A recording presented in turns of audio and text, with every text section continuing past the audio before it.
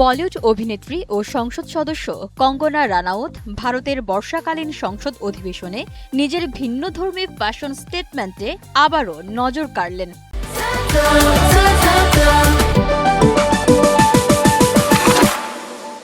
অধিবেশনে তিনি পরেছিলেন হালকা নীল রঙের সাধারণ এরি সিল্কের শাড়ি ও সাদা ব্লাউজ।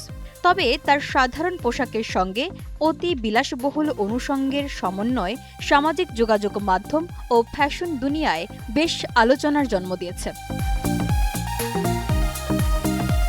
ভারতীয় সংবাদ মাধ্যম দ্য ইন্ডিয়ান এক্সপ্রেস জানায়, কঙ্গনার হাতে ছিল টোগো চামড়ার তৈরি বিখ্যাত হার্মেস বার্কিন ব্যাগ, যার আনুমানিক মূল্য ৩৫ লাখ রুপি, যা বাংলাদেশি মুদ্রায় প্রায় ৪৫,৩৫,০০০ টাকা।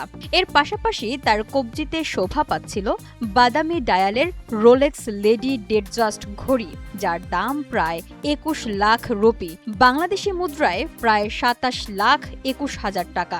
এমনকি বর্ষার দিনে তার ব্যবহৃত গুড আর্থ ব্র্যান্ডের ভারত মহাসাগরের নকশাকাটা ছাতাটির দামও ছিল ৬,১০০ রুপি, যা বাংলাদেশি মুদ্রায় প্রায় ৭,৯০০ টাকা।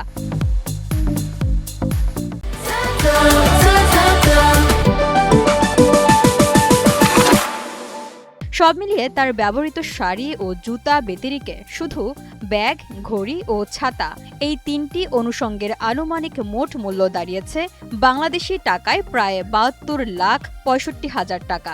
সাধারণ সিল্ক শাড়ির স্নিগ্ধতার সঙ্গে লাখ লাখ টাকার আন্তর্জাতিক ব্র্যান্ডের এই বৈপরীত্যময় সাজই মূলত কঙ্গনার সংসদীয় লুকে এনে দিয়েছে বাড়তি চমক।